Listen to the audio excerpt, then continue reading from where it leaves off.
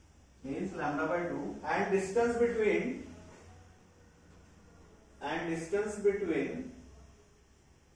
two consecutive antinode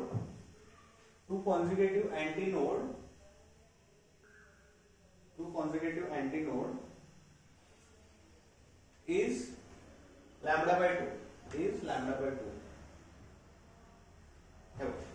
by 2. आता बघा इथं काय म्हटलंय, पहिल्यांदा डिस्टन्स बिटवीन टू कॉन्सिक्युटिव्ह, पहिल्यांदा म्हणजे to consecutive anti nodes. Consecutive म्हणजे लगत. आता हा एक नोड आहे आणि हा एक नोड आहे. क्लियर? आता मला एक सांगा, पहिल्यांदा हे डिस्टन्स, हे टोटल डिस्टन्स. आता पहिल्यांदा ही एकच वेव्ह आहे असं कन्सिडर करा, एक वेव्ह आहे असं कन्सिडर करा.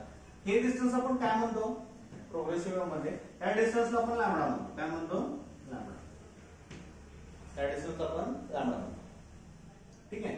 आता हे डिस्टन्स किती असणार आहे मग?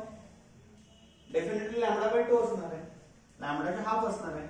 म्हणजे काय, distance between two consecutive nodes, म्हणजे ह्या नोड मधला आणि ह्या नोड मधला जो डिस्टन्स आहे तो लॅम्बडा बाय 2 आहे, लॅम्बडा बाय 2 आहे. ओके. आणि काय म्हटलंय त्यांनी, distance between consecutive antinode.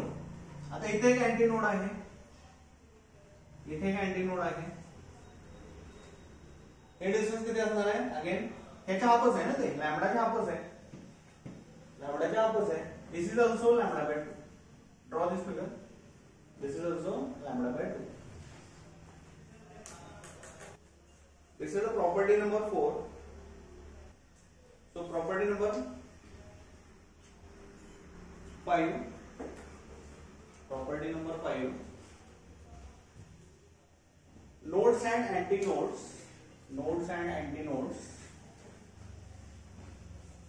Nodes and antinodes. Nodes and antinodes are produced alternatively. Produced alternatively. The distance between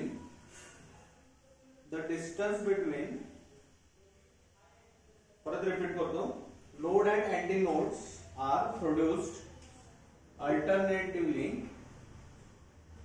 The distance between a node and adjacent node, distance between node and adjacent node is lambda by 4, is lambda by 4, lambda by 4. Okay. म्हणजे काय,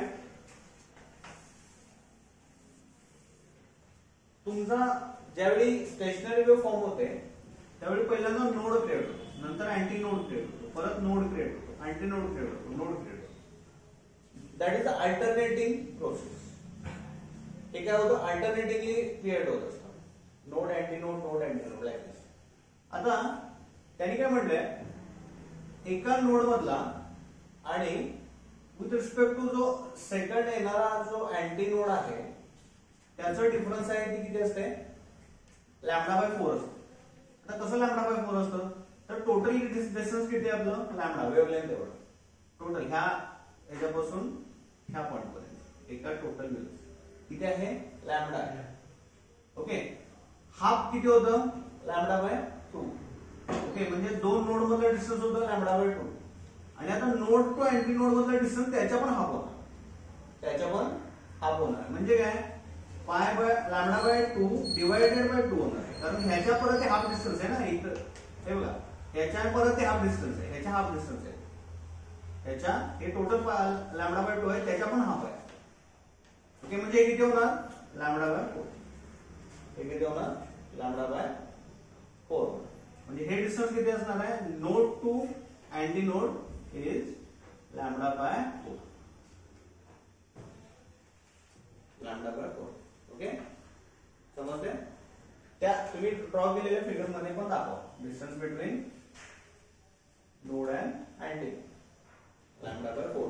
that is the property number 5. आता property number 6. Property number 6 झाले का? Property number 6, write down all particle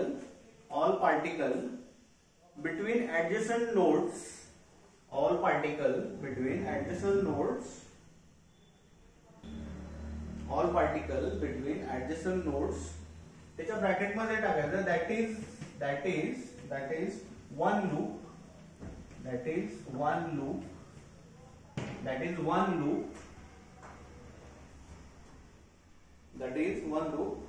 vibrate in phase,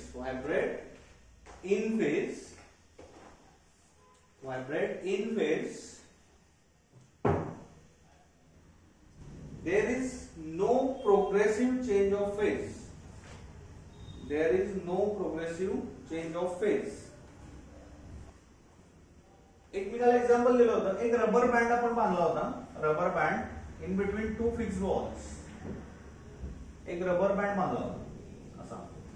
okay, आता ह्या rubber बँडला तुम्ही जर पुल केलं, आता ह्या दोन एंडला तो फिक्स आहे, त्याला तुम्ही पुल केलं तर तो कसा लूप क्रिएट होईल? पुल केल्या तुम्हाला असा दिसेल. पुल केल्यानंतर पुल करा आणि सोडून दिल्यानंतर तो परत खाली जाईल. असा डाउनवर्ड डायरेक्शनला असा ह्या मोशन मध्ये परत वरती करत कुठपर्यंत हा लूप क्रिएट होईल? जोपर्यंत तुम्ही दिलेली एनर्जी त्यामध्ये स्टोअर आहे तोपर्यंत हा लूप क्रिएट होतोय. ओके, म्हणजे त्यांनी काय म्हटलंय त्या प्रॉपर्टी मध्ये, all particles between adjacent nodes one loop vibrate in phase. त्याचं एक फिक्स फेज असतं, एक ह्या फेज मध्ये जातं, ह्या फेज मध्ये इन फेज असतं. ओके, आयदर ह्या फेज मध्ये ह्या फेज मध्ये. Okay, and there is no any progressive action. ते कुठं मूव्ह होत नाही. तुमच्या प्रोग्रेसिव्ह मध्ये कसं असतं बघा, एका एंड पासून दुसऱ्या एंड पर्यंत मूव्ह होतं. ओके, एनर्जी मूव्ह होत असते, दिसते आपल्याला ती मूव्ह होताना. पण इथं तशी कुठलीही प्रोग्रेसिव्ह ऍक्शन नाही आहे. There is no any progressive action. Okay, but ते इन फेज मध्ये लूप क्रिएट करते. Okay, this is the property. I think 6 number property. हे ड्रॉ करा. तुम्ही गाडीमधला स्पीकर बघितलाय? एखादी जुनी गाडी असेल, जीप असेल, काय असेल, जुन्या गाड्या स्पीकर असतो ब्लॅक कलरचा, त्याच्यावरती तो असा शेपचा स्पीकर असतो, अशा शेपचा एक स्पीकर असतो. आणि त्याच्या आतमध्ये एक असं कॉटन टाईप म्हणजे असं एक क्लोथ टाईप मटेरियल असतं. बघितले स्पीकर, जुन्या टाईपचे स्पीकर. आता जे ऍडव्हान्स आहेत, पण त्या काळी स्पीकर असायचे, मोठे असायचे.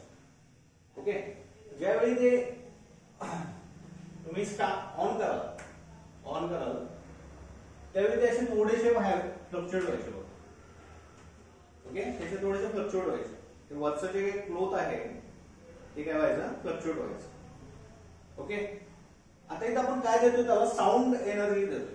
म्हणजे आपण त्यामध्ये साऊंड क्रिएट करतो आणि त्या साऊंड मुळे ते कसं फ्लक्च्युएशन क्रिएट व्हायचं. आणि फ्लक्च्युएट म्हणजे त्याची एक फ्रिक्वेन्सी असेल, त्याच्या फ्लक्च्युएशनची एक फ्रिक्वेन्सी असेल. जसं तुम्ही आवाज वाढवत जाल, व्हॉल्यूम वाढवत जाल ना, तर जास्त फ्लक्च्युएट व्हायचं.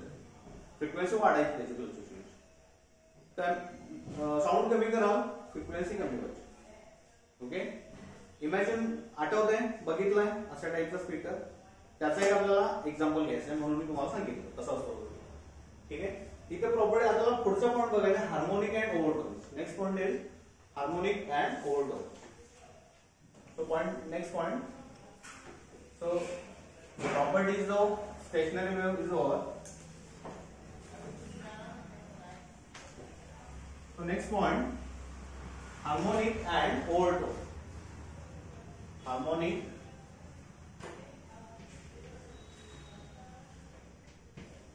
and overtone.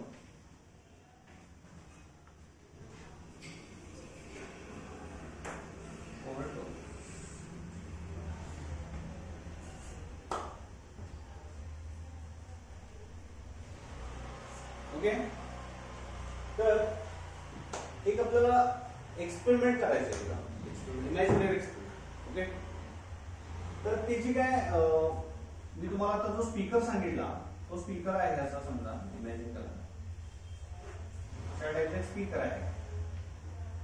ओके, आता तो एका साऊंडच्या सोर्सला कनेक्ट केला.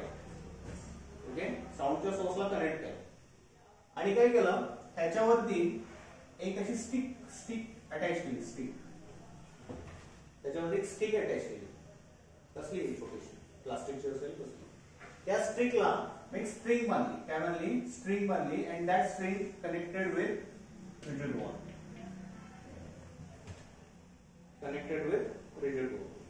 ओके, तुम्हाला माहिती आहे आतलं जे क्लोथ टाइप मटेरियल आहे ते थोडंसं फ्लक्च्युएट होणार आहे due to sound waves. Sound waves मुळे ते थोडंसं फ्लक्च्युएट होणार. तर ते फ्लक्च्युएट झालं की हा जो काही स्ट्रिंग आहे तो याच्यासोबत हलकासा फ्लक्च्युएट होणार. ओके, फ्लक्च्युएट होणार आहे. ठीक आहे, आता आपण जी फ्रिक्वेन्सी प्रोव्हाइड करणार आहे ती 1 हर्ट्झ पासून सुरुवात करणार. 1 हर्ट्झ पासून सुरुवात करणार. ठीक आहे, ती 1 हर्ट्झ, 2 हर्ट्झ, 3 हर्ट्झ, हे 3 हर्ट्झ, 4 हर्ट्झ ते काय होणार आहे, 1 हर्ट्झ, 2 हर्ट्झ, 3 हर्ट्झ असं सो ऑन असं आपण करत असणार. पण ह्याच्यामध्ये फक्त एक हलकसं मुवमेंट दिसेल फक्त तुम्हाला. ओके, पण तुम्हाला कुठल्या टाईपची वेव्ह क्रिएट होणार नाही. पण हे तुम्ही ज्यावेळी फ्रिक्वेन्सी वाढवत जाल, फ्रिक्वेन्सी कधी वाढणार आहे, तुम्ही तुमचा साऊंड किंवा व्हॉल्यूम ज्यावेळी वाढवत जाणार आहे त्यावेळी ही फ्रिक्वेन्सी वाढत जाणार. आता वाढत जाऊन तुम्ही ज्यावेळी 11 हर्ट्झला पोहोचाल, 11 हर्ट्झला त्यावेळी एक स्मॉल डिफ्लेक्शन क्रिएट होतं. म्हणजे ही स्ट्रिंग आहे ती पहिलं वेव्ह जनरेट करेल.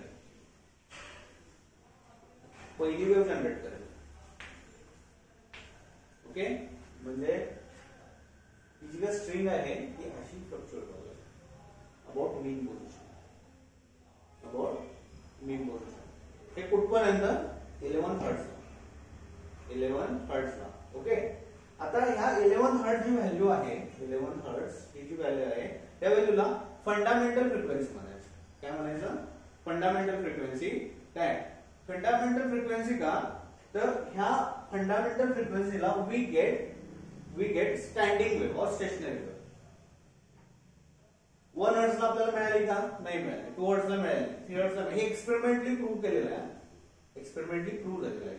1 हर्ट्झला मिळालेली नाही, 2 हर्ट्झला मिळालेली नाही. ही डायरेक्ट 11 हर्ट्झला आपल्याला एक stationary wave, we get one stationary wave of standing wave. That's why so this value is the fundamental frequency. In short, ज्या फ्रिक्वेन्सीच्या व्हॅल्यूला एक स्टँडिंग वेव्ह क्रिएट होईल त्या स्ट्रिंग मध्ये त्याला म्हणायचं फंडामेंटल फ्रिक्वेन्सी. ओके, आता ही फंडामेंटल फ्रिक्वेन्सी आपल्याला हार्मोनिक आणि ओव्हरटोन्स मध्ये यूज करायचे. ठीक आहे, यासाठी मी तुम्हाला अॅनिमेशन दाखवतो. अॅनिमेशन ते तुमच्या लक्षात, म्हणजे अॅनिमेशन किती 3 पार्ट मध्ये दाखवतो. पहिल्यांदा हे क्रिएट कसं होतं. ओके, हे थोडंसं तुम्हाला क्लिअर झालं असेल काय होतं, पण तुम्हाला अॅनिमेशन दाखवल्यानंतर जास्त क्लिअर होतं. ही फंडामेंटल फ्रिक्वेन्सीला ही एक टाईपची जी वेव्ह आहे, स्टँडिंग वेव्ह कशी क्रिएट होते हे बघा. ठीक आहे, हे बघा, अशा टाईपचं अरेंजमेंट आहे. अशा टाईपचे अरेंजमेंट दिसते तुम्हाला. एक स्पीकर आहे, स्पीकरवरती एक स्ट्रिंग कनेक्ट केलेली आहे, अशी स्ट्रिंग कनेक्ट केलेली आहे. आणि इथं आपल्याला साऊंड वेव्ह किंवा साऊंड एनर्जी सप्लाय आहे. साऊंड वेव्ह तुमच्या लक्षात येते कसं स्ट्रक्चर आहे. आणि हे दुसरा एंड स्ट्रिंगचा एका फिक्स वॉलशी कनेक्ट आहे.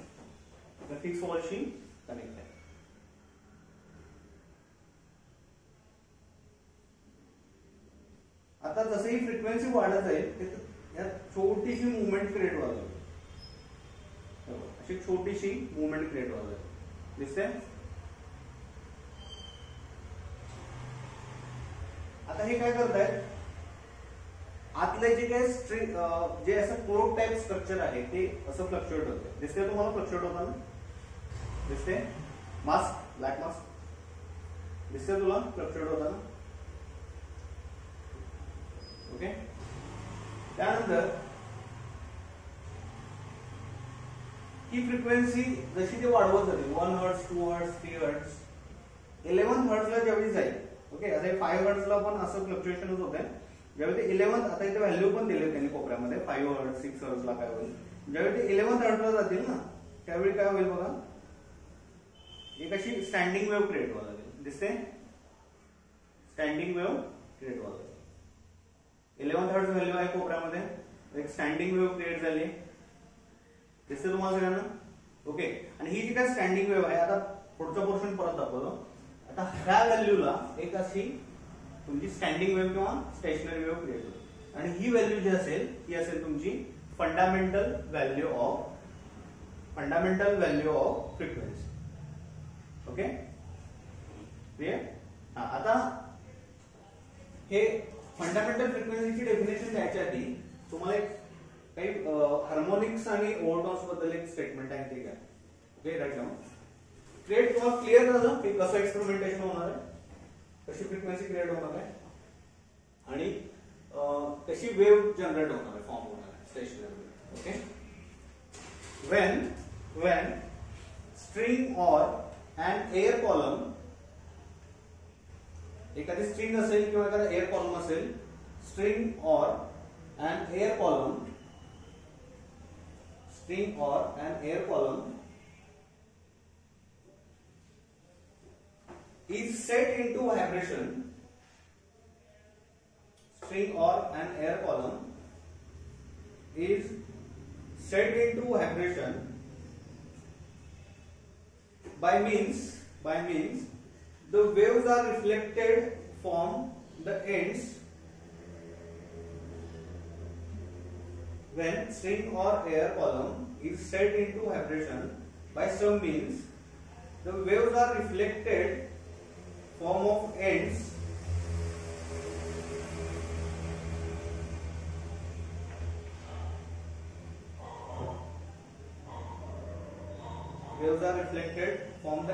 and stationary wave can form.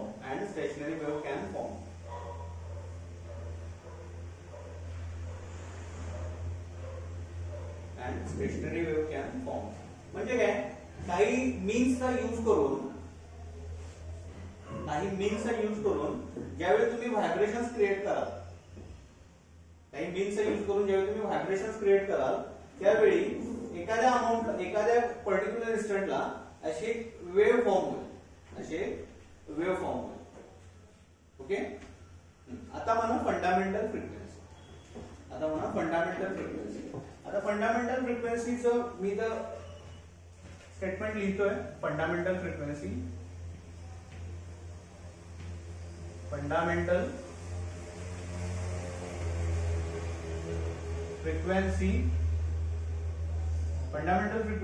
it is the minimum frequency.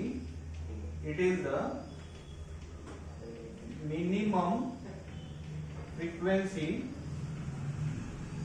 the minimum frequency at which we get standing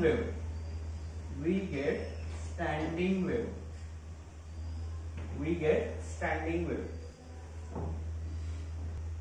हे फंडामेंटल फ्रिक्वेन्सीचं डेफिनेशन आहे. काय म्हणलं येतं, it is the minimum frequency. अशी मिनिमम फ्रिक्वेन्सी, कुठली मिनिमम फ्रिक्वेन्सी? 11 हर्ट्ज. या 11 हर्ट्जला काय झालं, at which we get standing wave. आपल्याला एक स्टँडिंग वेव्ह मिळाली. Okay.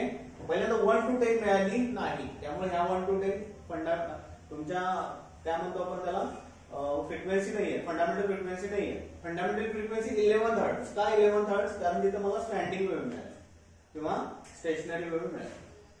This is the fundamental frequency. ठीक आहे.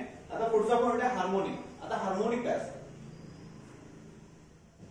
This is related to fundamental frequency. Okay, so I will erase this. So next is harmonic. What do you mean by harmonic? Harmonic. It is word. I will write here. It is word used for. It is word used for fundamental frequency. Fundamental frequency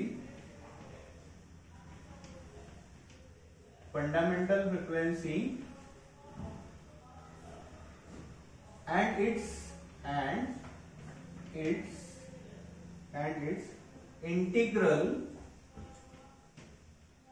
integral multiple.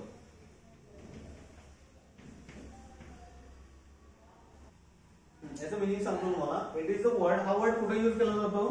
Fundamental frequency and it's integral of multiple. त्याची आपल्याला आता जी fundamental frequency बघितली 11 hertz त्याच्यासाठी आणि त्याच्या integral multiple साठी हा word use केला. ओके, आता मला सांगा, लिहून घेतलं ना ती फंडामेंटल फ्रिक्वेन्सी काय होती म्हणजे बाळांनो? फंडामेंटल फ्रिक्वेन्सी होती 11 हर्ट्ज. 11 हर्ट्ज होती फंडामेंटल फ्रिक्वेन्सी. आता ही जी काय फंडामेंटल फ्रिक्वेन्सी आहे हा त्याचा फर्स्ट हार्मोनिक झाला. काय झाला? First harmonic. म्हणजे थोडक्यात काय, तुमच्या फंडामेंटल फ्रिक्वेन्सीसाठी हार्मोनिक हा वर्ड यूज केला जातो. It is the word use for fundamental frequency and it's integral multiple. Okay, आता यामध्ये आपल्याला मल्टिपल्स घ्यायचे आहेत. मल्टिपल्स म्हणजे काय करतो मी आता? त्याला 2 न मल्टिप्लाय करतो. 2n झाला. ओके, 2n झाला. इथे व्हॅल्यू किती होईल? 22 हर्ट्ज. 22 हर्ट्ज हा त्याचा झाला सेकंड हार्मोनिक. ओके, आता थर्ड मल्टिपल म्हणजे 3 into n. ओके, 22 म्हणजे किती येईल याचा? 33 होईल. म्हणजे हा त्याचा झाला थर्ड हार्मोनिक. ओके, आता फोर्थ n म्हणजे 44 हा झाला त्याचा फोर्थ हार्मोनिक. सो लाईक तुम्ही जसे त्याचे मल्टिपल्स घेत जाल, इंटिग्रल मल्टिपल्स, त्या इंटिग्रल मल्टिपलला आणि त्याच्या फंडामेंटल फ्रिक्वेन्सीला हार्मोनिक म्हणायचं. ओके, तुम्हाला एक्झाम मध्ये विचारलं तर ही डेफिनेशन लिहायची आणि हे त्याचं एक्झाम्पल द्यायचं. ओके, हे त्याचं एक्झाम्पल. हे सगळे हार्मोनिक्स आहे. हे सगळे हार्मोनिक्स आहे.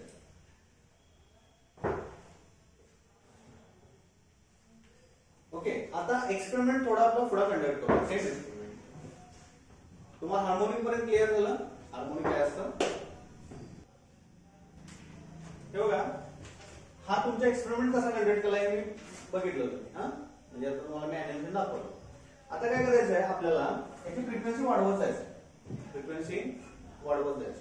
म्हणजे आता एक वाढवत सगळं आपण 12 हर्ट्जला जातो.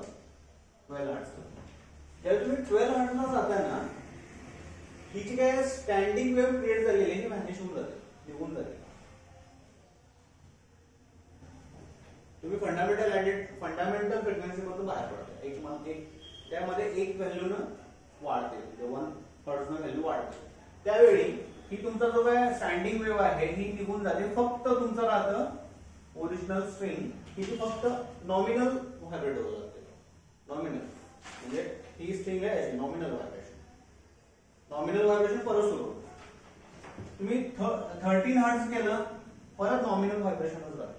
म्हणजे काय, स्टँडिंग वेव्ह फक्त कितीला क्रिएट होते? 11 हर्ट्जला क्रिएट होते. 11 हर्ट्जला क्रिएट होते फक्त स्टँडिंग वेव्ह. ओके, हे तुम्ही असं वाढवत गेला. ज्यावेळी तुम्ही 22 हर्ट्जला याल, 22 हर्ट्जला, आता इथं बघा 22 हर्ट्ज हा सेकंड हार्मोनिक आहे. त्यावेळी तुमची परत एक वेव्ह क्रिएट होईल. ही वेव्ह असेल तुमची अशी.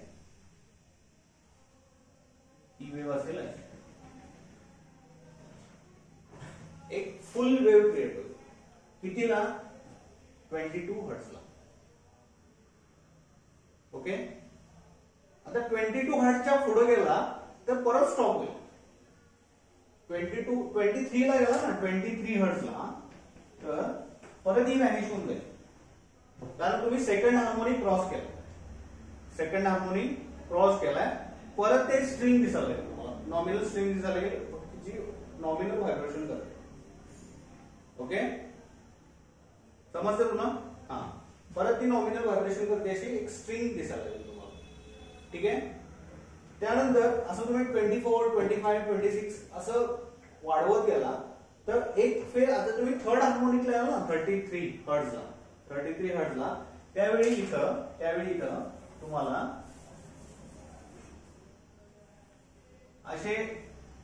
अशा दोन कंप्लीट वेव्ह क्रिएट झालेली दिसेल तुम्हाला. कंप्लीट वेव्ह क्रिएट झालेली दिसेल, स्टँडिंग वेव्ह. ओके, तुम्ही हे ज्यावेळी third harmonic, fourth harmonic, fifth harmonic असं तुमचे जे हार्मोनिक्स अचीव्ह करत जाल त्यावेळी हे तुम्हाला लूप जास्तीत जास्त दिसणार. लूपचे नंबर ऑफ स्टँडिंग वेव्हले नंबर ऑफ लूप्स जे आहेत त्यांचे नंबर्स वाढत जातात. ओके, पण ते कधी होतील? ह्या हार्मोनिक्सच्या व्हॅल्यूलाच. तुम्ही आता समजा 44 ला गेला, 45 ला गेला ना, परत व्हॅनिश होऊन जाईल, परत स्ट्रिंग नॉमिनल व्हायब्रेट होताना दिसेल तुम्हाला. पण ती फास्ट व्हायब्रेट होत असेल, बट व्हायब्रेट होत असेल. मात्र तुम्ही त्याच्या पुढचा घेतला, पुढचा किती असेल तुमचा मल्टिपल इंटिग्रल? 55 असेल. 55 ला आणि तुम्हाला लूप ऍड झालेला दिसेल. ओके, तुम्हाला त्याचं परत अॅनिमेशन दाखवतो. आता हे अॅनिमेशन मध्ये बघा, 11th होती ती तुमची फंडामेंटल होती, त्याच्या पुढचे जे तुमचे मल्टिपल्स आहेत त्याप्रमाणे तुमच्या ह्या वेव्ह क्रिएट होत जातात, स्टँडिंग वेव्ह क्रिएट होत असेल, त्याचे लूप्स इन्क्रीज होत जातील. आता इथं बघा, हे बघा, आता 33 हर्ट्झला काय झालंय? 3 वेव्ह जनरेट झाले. 33 हर्ट्झला काय झालंय? 3 वेव्ह झाले. आता 34 ला जेव्हा ते जातील त्यावेळी परत वेव्ह व्हॅनिश होऊन जाईल. दिसते तुम्हाला सगळ्यांना? दिसते मला तुला कोपऱ्यात? आता 33 हर्ट्झला आहेत ते 3 लूप्स क्रिएट झाले, दिसतील तुम्हाला, कारण 33 आहे तो तुमचा मल्टिपल इंटिग्रल आहे, हार्मोनिक आहे तो. ओके, ऑन आहे ना. आता हे 11th ला एक झाले, 11th ला एक तुमची स्टँडिंग वेव्ह क्रिएट झाली. त्यानंतर पुढे गेला की तुम्ही 22 ला 2 स्टँडिंग वेव्ह क्रिएट झाले. Okay,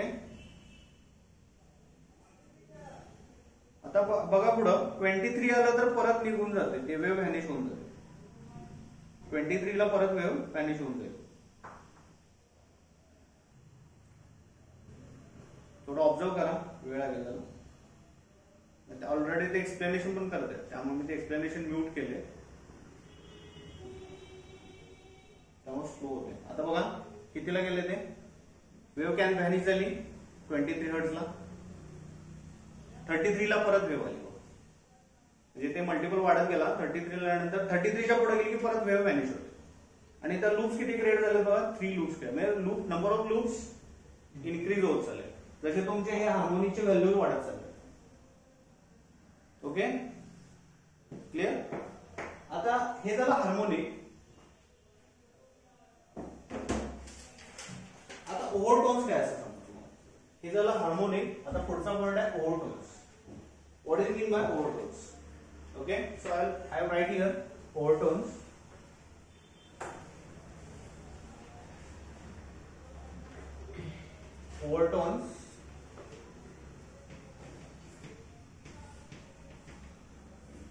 Overtones after, write down one word, after 11 hertz, overtones च्या खाली लिहा, after 11 hertz,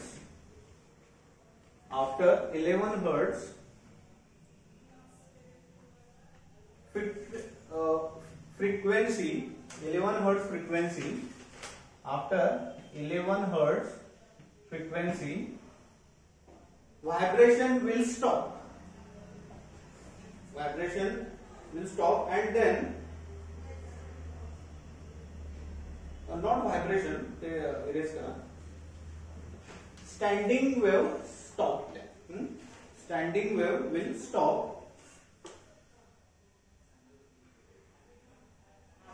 Standing wave will stop and at 22 hertz frequency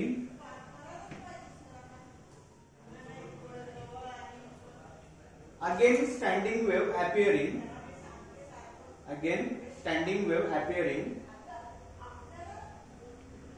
at 22 hertz frequency, again standing wave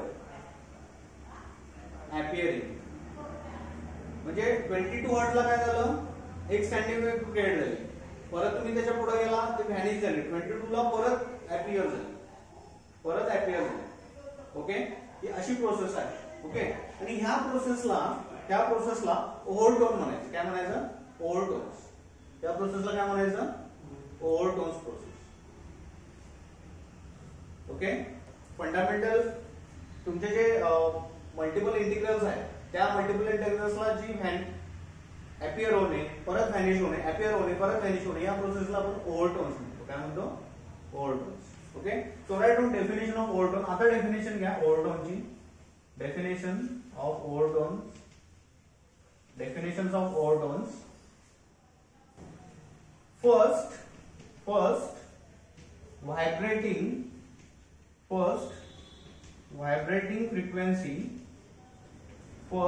vibrating frequency higher than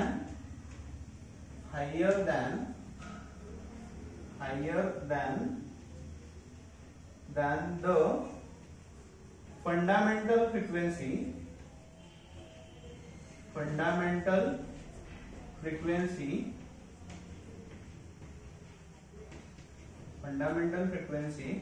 is known as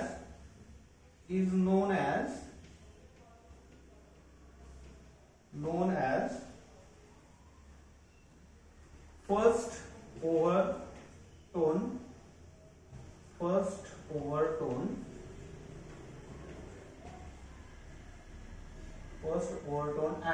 and so on.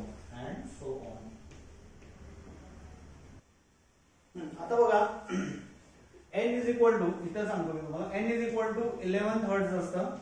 that is first harmonic. Okay, n is equal to 22 hertz, that is second harmonic. n is equal to 33 hertz, that is third harmonic. And n is equal to 44 hertz is equal to fourth harmonic, so on. Okay, हा chart तुम्हाला माहिती आहे. आता इथे बघा, first vibrating frequency higher than the fundamental frequency. आता तुमच्या fundamental frequency नंतरचे जे हायर फ्रिक्वेन्सी असते ना, फंडामेंटल फ्रिक्वेन्सी किती आहे? 11 हर्ट्ज. त्यानंतरची हायर फ्रिक्वेन्सी किती आहे? 22 hertz. Okay, this is your first overtone. This is your first overtone. After fundamental identity, your first overtones will come. Okay, म्हणजे फंडामेंटल आयडेंटिटी ही मोठी आहे ना, हा तुमचा फर्स्ट ओव्हरटोन. आता ह्याच्यापेक्षा ही मोठी आहे 33 hertz, that is the second overtone.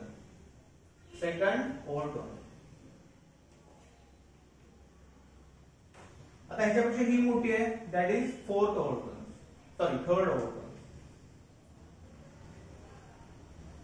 Okay, म्हणजे तुम्ही काय डेफिनेशन काय सांगते? First vibrating frequency higher than the fundamental frequency. तुम्ही फंडामेंटल फ्रिक्वेन्सीच्या पुढे स्ट्रॉंग जसे वाढत जाल तशा तुमच्या ओव्हरटोन्स वाढत जातील. इथं ओव्हरटोन्स नाही आहे, कारण दॅट इज द फंडामेंटल. ह्याच्यापेक्षा मोठी कुठली आहे? First overtone 22 hertz. त्यानंतर 33 हर्ट्ज सेकंड ओव्हरटोन. समजतंय? त्यानंतर मोठी आहे third overtone, like this. Okay, तसं तुम्हाला 4, 5, 6, 7 सो ऑन असे मिळत जाते. Clear? Okay, today we will stop here.